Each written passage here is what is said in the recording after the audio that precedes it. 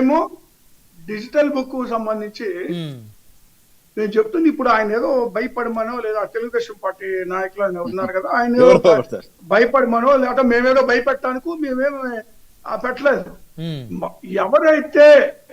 ఎవరైతే ఈ అన్యాయాలు అక్రమాలు చేశారో మా కార్యకర్తల్ని, అది మా కార్యకర్తల కోసం ప్రత్యేకంగా 2.0 మా కార్యకర్తల్ని ఇబ్బంది పెట్టినటువంటి వాళ్ళని ఖచ్చితంగా మేము కార్యకర్తల పక్షాన నిలబడతాం. ఇందాక మిత్రులు కూడా ఆయన కార్యకర్తలు వదిలేశారు, కార్యకర్తలు మేము వదిలేదు, కార్యకర్తలు మేము వద్దని చెప్పలేదు కదా, రాసుకోమని చెప్తాను కదా, దాన్ని మేమే అబ్జెక్షన్ చెప్పడం లేదు, రాసుకోండి చెప్తాను.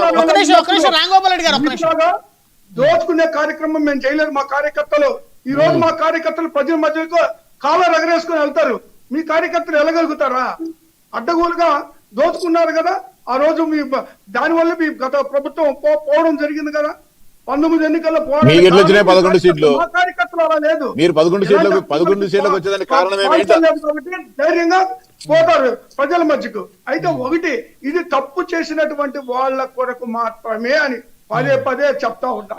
ఒకటండి, ఇప్పుడు చంద్రబాబు నాయుడు గారు 14 ఎన్నికల తర్వాత మరి ఆయన ముఖ్యమంత్రి అయ్యారు. ఏమంటే ముఖ్యమంత్రి అయ్యారు కదా, ముఖ్యమంత్రి అయిన తర్వాత అసెంబ్లీకి వెళ్ళారు, సంతోషం. మరి 19లో ఓడిపోయిన తర్వాత అపోజిషన్ లీడర్ గా ఆయన ఎందుకు అసెంబ్లీకి వెళ్ళలేదండి? వచ్చారు కదా, ఎందుకు తప్పించుకున్నారండి? 3 సంవత్సరాలు వచ్చారు కదా కాకమాన్ గారు. ఆయనకి అసెంబ్లీలో ఆయన ఘోరమైనటువంటి అవమానం చేశారనేటువంటి బాధతోటి ఇక నేను ముఖ్యమంత్రిగానే తిరిగి వస్తాను, ఇది గౌరవ సభ కాదు, ఇది కౌరవ సభ అని ఛాలెంజ్ చేసి వెళ్ళారు. మళ్ళీ ముఖ్యమంత్రిగా తిరిగి వచ్చారు. పోనీ జగన్మోహన్ రెడ్డి గారిని కూడా రేపు అసెంబ్లీకి వచ్చి మళ్ళీ నేను ముఖ్యమంత్రిగా తిరిగి వస్తాను అని చెప్పేసి జగన్మోహన్ రెడ్డి గారిని ఏమైనా ఛాలెంజ్ చేపిస్తారా?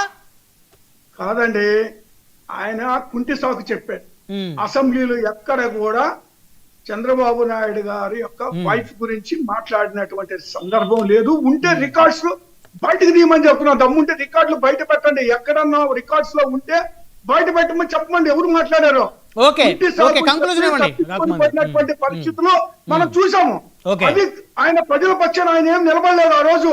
ఇప్పుడు కూడా నేను ఒకటే చెప్తా ఉన్నాండి, ఇప్పుడు అసెంబ్లీలో మరి అంత దారుణంగా మాట్లాడినటువంటి వ్యక్తిని కనీసం మరి ఎందుకు ఖండించలేకపోతున్నారు?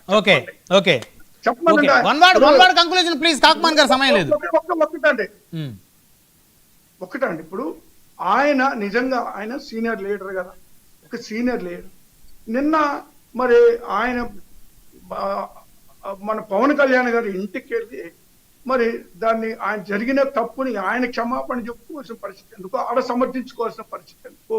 అన్న వాళ్ళనే ఒక్కసారి మరి క్షమాపణ కోరితే అసెంబ్లీలో జరిగిన తీరు ఆ విధంగా ఉంది.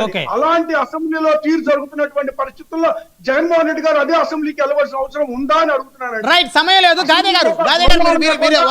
మాట్లాడేటువంటి వ్యక్తులు, ఒక గౌరవం లేనటువంటి వ్యక్తులు స్పీకర్లుగా ఉన్నటువంటి పరిస్థితుల్లో అందుకని వెళ్ళట్లేదు అంటే తమ్మినేని సీతారాం కంటే